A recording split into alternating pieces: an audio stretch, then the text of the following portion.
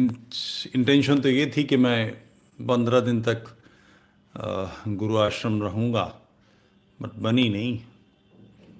बुला लिया व्यस्तताओं ने।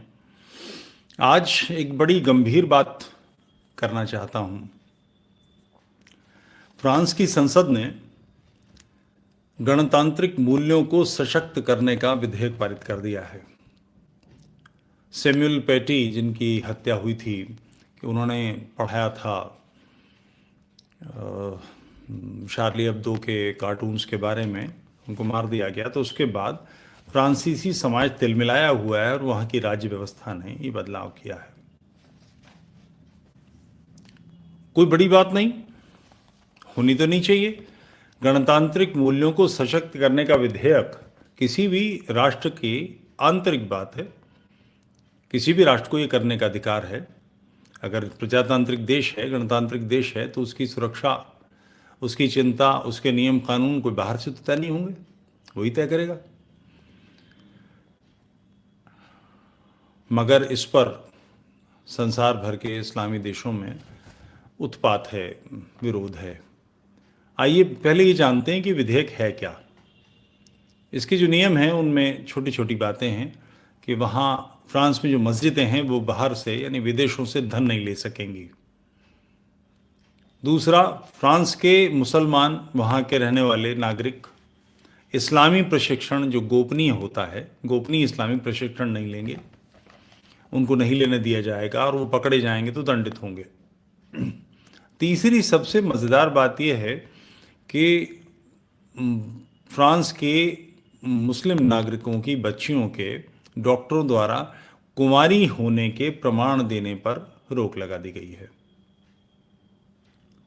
आप उस समाज की मानसिकता समझ सकते हैं जो ऐसी विचित्र बातें सोचता है। इस पर पाकिस्तान के प्रधानमंत्री इमरान खान ने इसे इस्लाम पर हमला करार दिया है।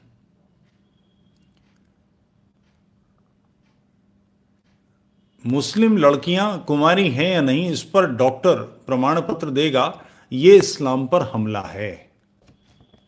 आप कल्पना कर सकते हैं कि कितनी सुंदर व्यवस्था है, कैसा सुंदर चिंतन है।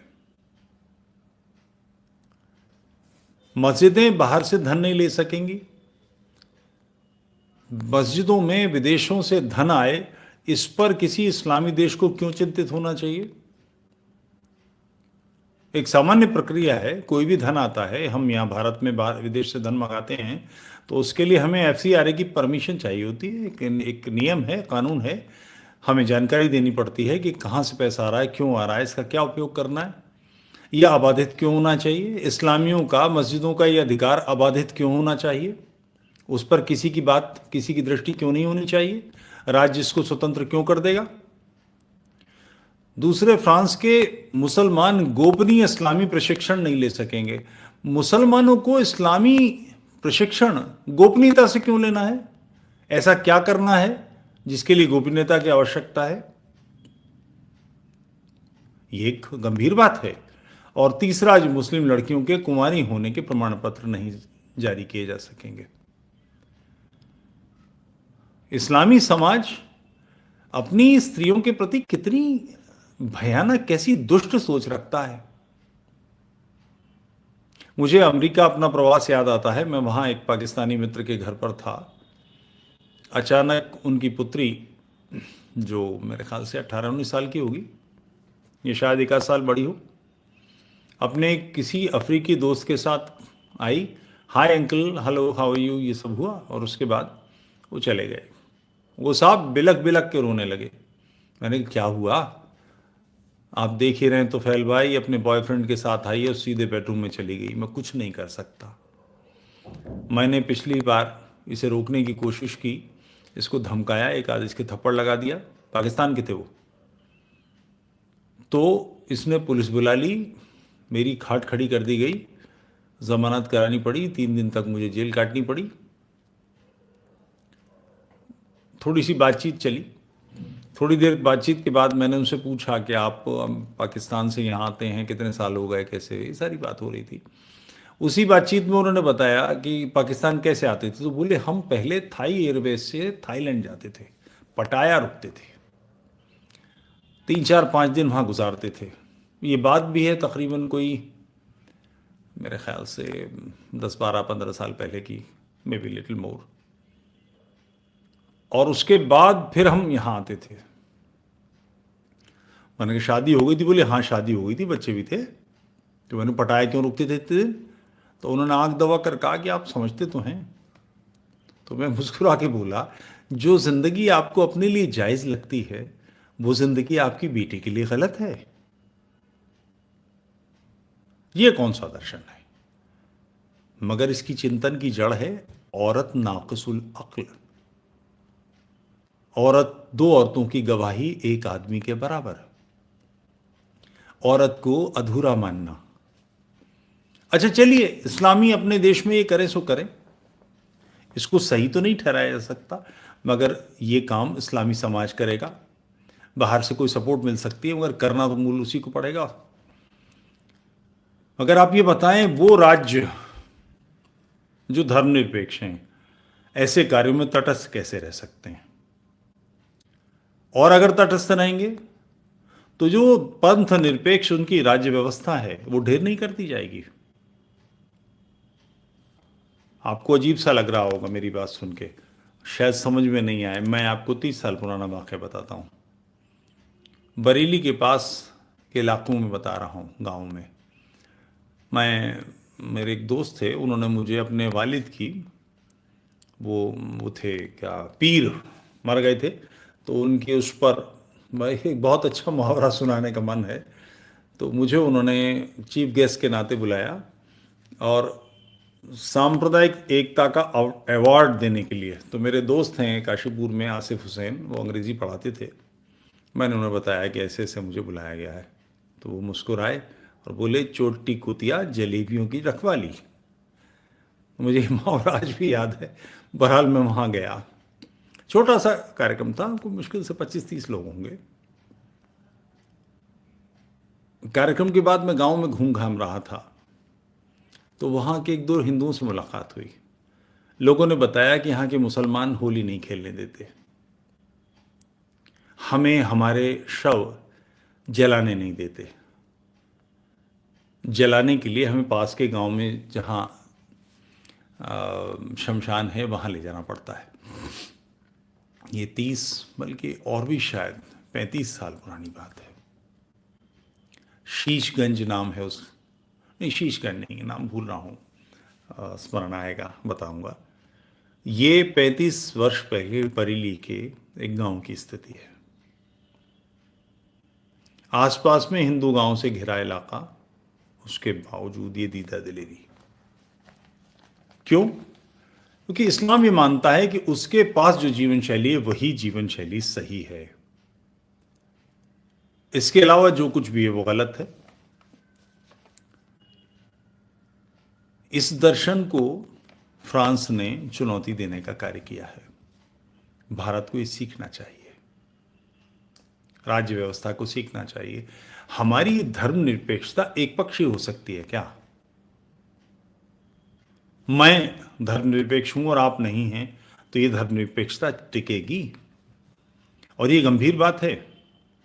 सामने का उदाहरण, हैदराबाद का 1 सीट का एमपी, सिर्फ 1 सीट का, बिहार जाकर पहली बार चुनाव लड़ता है, कुछ सीटें जीत जाता है। वो वादा नहीं करता कि आपको डीजल पेट्रोल सस्ता मिलेगा, आपका गेहूं ऊंचे दामों पर बिकेगा, किसानों के पक्ष में जो बिल आए हैं वो हटा दिए जाएंगे, फलानी चीज़ ठीक कर दी जाएगी, फलाना काम आपके मन के अनुकूल हो जाएगा। कोई वादा नहीं करता, उसके बावजूद सीटें जीत जाता है। क्यों? इसमें ऐसी कौन सी गुणवत्ता है? क्या क्षमता है इसकी? ये मानसिकता अगर नहीं समझेंगे तो राज्य व्यवस्था तो ढेर हो जाएगी। सैमुअल पैटी की हत्या के बाद फ्रांस ने किया, हमारे यहां तो सदियां गुजर गई हैं होते हुए, कोई नई चीज है? गुरु गोविंद सिंह के बच्चों की छोटे साहबजादों की दीवार में चुनकर हत्या, हकीकत राय की हत्या, नवीं पातशाही के शिष्यों सहित दिल्ली में हत्याएं, महाशय राजपाल की हत्या, स्वामी श्रद्धानंद की हत्या, कमलेश तिवारी की हत्या, और हम में से भी कोई आ सकता है। कितने शव चाहिए इस बदलाव के लिए हमें? राज्य व्यवस्था कब चेतेगी? फारसी का एक मकूला है, बाखुदा दीवाना बाशो बा मोहम्मद होशियार, कि खुदा के बारे में कुछ भी कह लो, मोहम्मद के लिए कुछ मत कहो।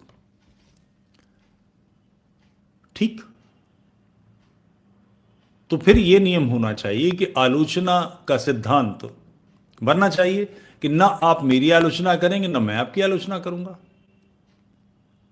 आप मुझे वाजिबुल कत्ल ठहराएं, आप जिहाद का ऐलान करें,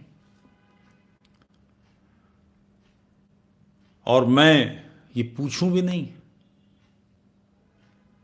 बा मोहम्मद होशियार जिसने ये चिंतन दिया उस पर सवाल भी नहीं करूंगा। इसका परिणाम क्या होगा? ये कोई नई बात नहीं है। अभी 30 वर्ष नहीं हुए कश्मीर से हम निकाल दिए गए, 370 हट गई, 35 से हट गए, मगर इससे कश्मीर की स्थिति में क्या बदलाव आया? कुछ भी नहीं। क्योंकि जब तक डेमोग्राफिक चेंजेस नहीं होंगे तब तक कुछ बदलाव नहीं आ सकता। और कश्मीर से हिंदू इतनी दयनीय स्थिति में थे, वहां कोई 50%,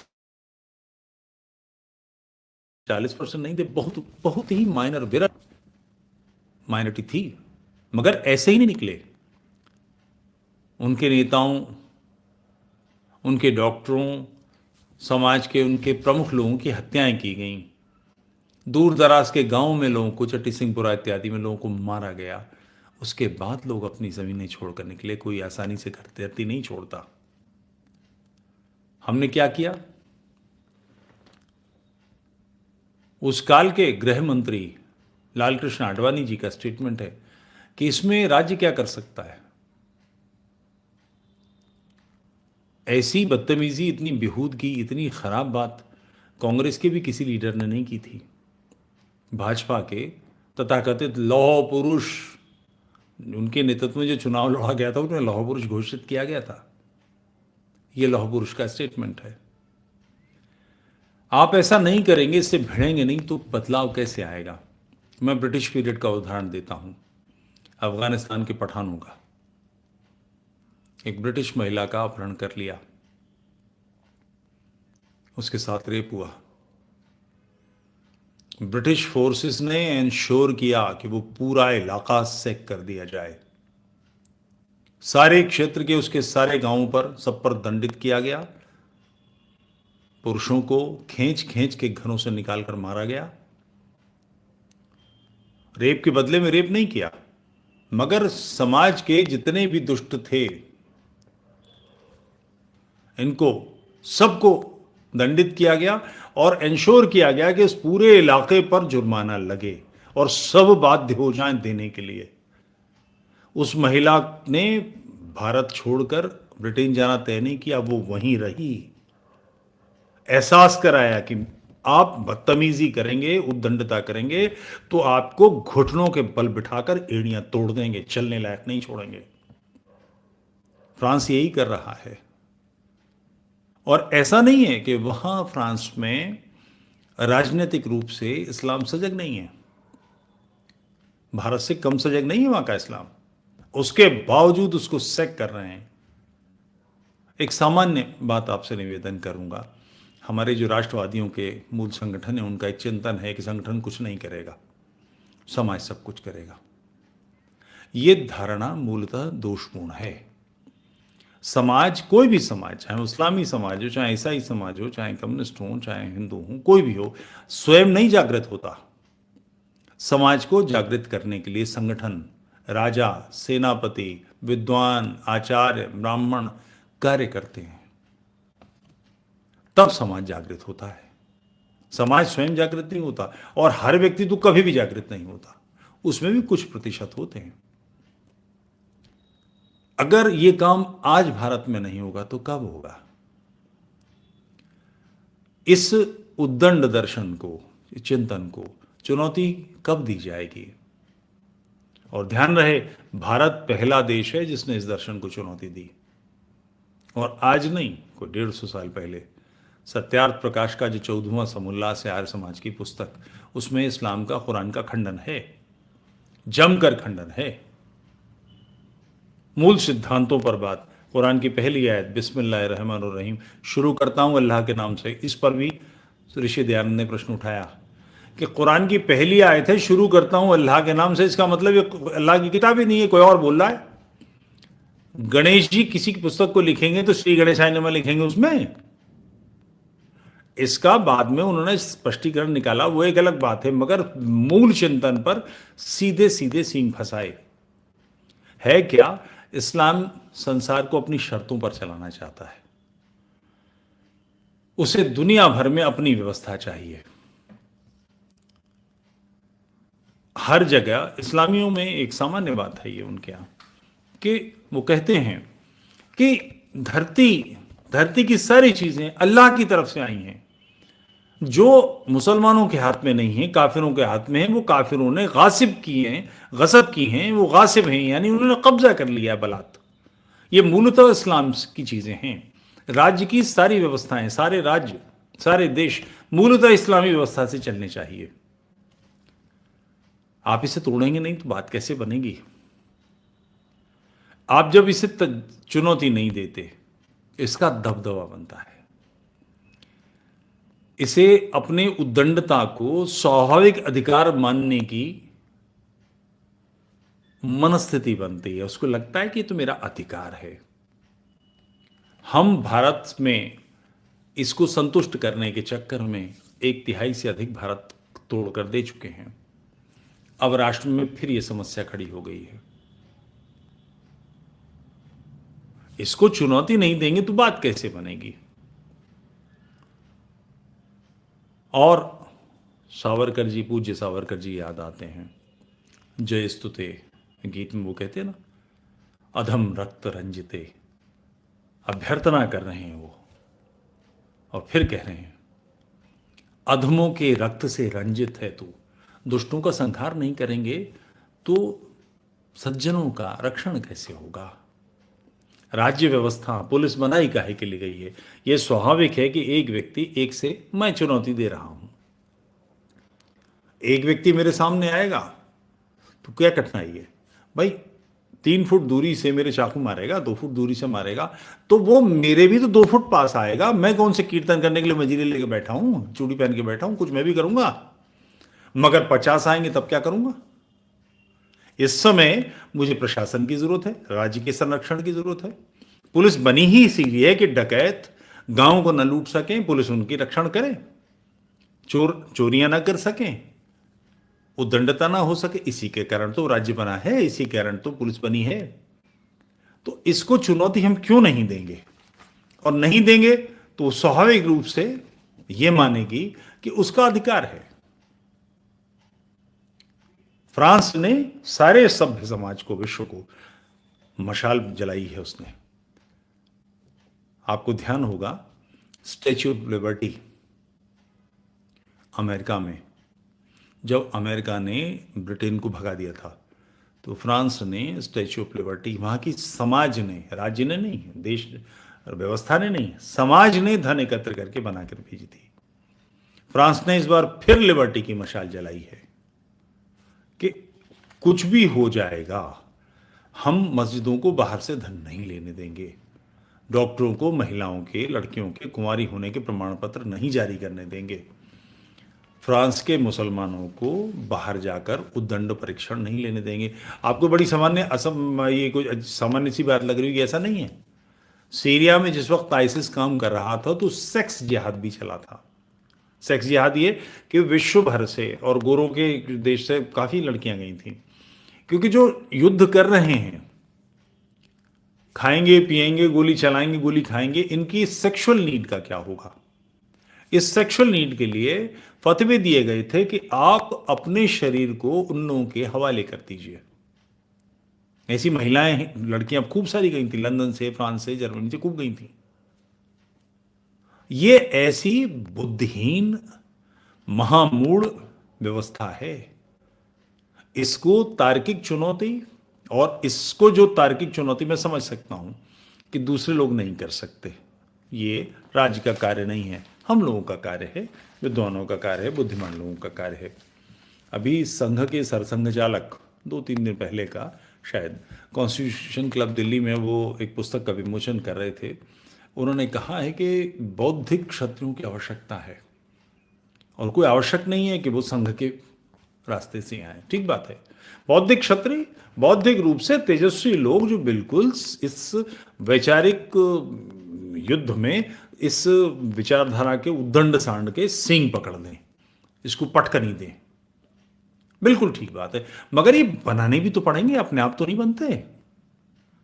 कभी कल्पना कीजिए, जो बौद्धिक स्तर राष्ट्रवादियों का है, कुछ लोग 2, 4, 5, 10, 20 की बात नहीं करता, मगर सामान्य की बात करता हूँ, उनको तुलना कीजिए असरार अहमद से। पाकिस्तान मर गया वो, मुस्लिम जमात इस्लाम का लीडर था, उसके स्पीचेस यूट्यूब पे भरे पड़े हैं।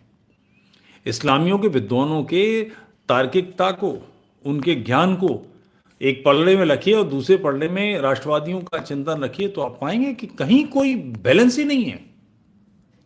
उसका कारण है कि ये बिरवे उपजाए ही नहीं गए, ये बीज डाले ही नहीं गए, ये पौधे लगाए ही नहीं गए। बौद्धिक क्षत्रिय कहां से आएंगे? बनाने पड़ेंगे। और दूसरे, इनके रक्षण की व्यवस्था, ये तो आप कर सकते हैं, आपकी व्यवस्था है। तो फैल चतुर्वेदी पर कोई आक्रमण होता है, वो 1, 2, 4 से निपट लेगा। अधिक से होगा तो उसके पास शस्त्र हैं कि नहीं? मेजर गौरव आर्य के पास लाइसेंस है कि नहीं? पुष्पेन जी के पास लाइसेंस है कि नहीं? नीरज अत्री जी के पास लाइसेंस है कि नहीं? संजय दीक्षित जी के पास लाइसेंस है कि नहीं? ऐसे 50 लोग जो कार्य कर रहे हैं, वो अपने स्थान पर मजबूत हों, इसकी कोई व्यवस्था है कि नहीं? ये कौन करेगा? इसकी चिंता तो करनी पड़ेगी। बौद्धिक क्षत्रिय मारे ना जाएं, क्योंकि इनमें से एक भी मरेगा, एक पर भी आक्रमण होगा ना, तो ये सैकड़ों को दिए बुझा देगा। एक किसका शेर है, आखिरी सफ़ी चरागों की बुझा चाहती है, आखिरी लाइन, आखिरी पंक्ति, आखिरी सफ़ी चरागों की बुझा चाहती है, अब वही होके रहेगा जो हवा चाहती है। नहीं, हवा को लट देंगे। मस्जिद पे हूं कि बदलने हैं वक्त के तेवर, उलझ रही हैं खुदाओं से मुट्ठियां मेरी। इसकी व्यवस्था तो देनी पड़ेगी। ये राज्य करे, व्यक्ति को पुष्ट करे, और इस मरखनी व्यवस्था के से ताल ठोक के भिड़ना तो पड़ेगा ही, और उसके लिए हमें किसी की आवश्यकता नहीं, हम लोग कर रहे हैं काम। और पिछले कोई 15 साल से हम लोग सक्रिय हैं, उसका परिणाम आया है, हजारों लोग ग्रो कर गए हैं। तो इस सांड को पटकना इसके पर्याप्त नहीं है, इसके अस्थिपिंजर बिखेरने होंगे।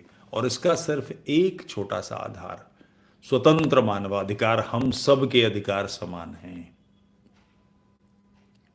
यह नहीं हो सकता कि मैं गुलाम हूं, दास हूं, और आप राजा हैं तो आपके राज अधिकार अधिकार नहीं। हम सब बराबर हैं, ये राज प्रजातंत्र है। दूसरे, स्त्रियों के पुरुषों के अधिकार बराबर हैं। स्त्री के कुंवारी होने के रिपोर्ट डॉक्टर देगा। जो शख्स ये रिपोर्ट मांगने जाता ना, उसके जूते पड़ने चाहिए। इसकी व्यवस्था तो बनानी पड़ेगी। 2 आधार पर्याप्त हैं, सारा ऐसा उद्दंड चिंतन इसी पर ढेर हो जाएगा। मगर इसके लिए राष्ट्र को, राज्य को एक बढ़िया व्यवस्था, जोरदार व्यवस्था, मजबूत व्यवस्था, तार्किक चिंतन की व्यवस्था तो करनी पड़ेगी। चट्टी सिंह बुरा के लोग मारे गए। कश्मीर में जो इधर बिखरे हुए हिंदू थे, इनके पास शस्त्र क्यों नहीं हैं? एसी बढ़िया लॉन के बंगलों में, एसी कमरों में रहते हुए, चाहे वो आडवाणी जी हूं, चाहे आप हूं या मैं हूं, उन गरीबों के बारे में, उनके रक्षण की व्यवस्था क्या होगी? कम से कम इतनी व्यवस्था तो कीजिए कि वो आवश्यकता होने पर जूझ सकें। उनके पास कुछ है कि नहीं, इसकी चिंता तो करें। ये जो शस्त्रों के लाइसेंस की व्यवस्था है, अंग्रेजों ने इसलिए बनाई थी, 1860 में बनी है, एक आध महीने से आगे पीछे से 59 भी हो सकता है, 61 भी हो सकता है। 1857 के कारण उन्होंने ये व्यवस्था बना दी थी। राष्ट्र फिर संकट में है, हमें बाहरी बॉर्डर पर लड़ने के लिए हमारे पास सेना है, अंदर कुछ हो तो उसकी कोई व्यवस्था होगी कि नहीं? Second line of defence. ये जो बौद्धिक क्षत्रिय हैं, इनके पास अपने संरक्षण की व्यवस्था है कि नहीं, इसकी चिंता, इसको तो कुछ करना पड़ेगा। फ्रांस एक लाइट दे रहा है, एक लैंपोस्ट की तरह है, सारे संसार को समझना चाहिए। बात नहीं बनेगी कि ओबामा चले गए सऊदी अरब में और स्टेटमेंट दे रहे हैं कि हमें आतंकवाद से जूझना होगा। नहीं, इस्लामी आतंकवाद सीधी बोलिए, इसकी जड़, ये कहने से बात नहीं बनती कि हर आतंकी इस्लाम आतंकी है, ऐसा नहीं है, मगर हर आतंकी इस्लामी है, नो।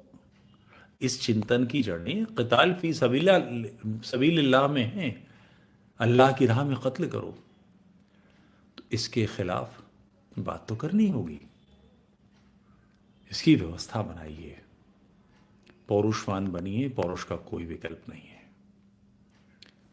बहुत बहुत धन्यवाद, प्रणाम।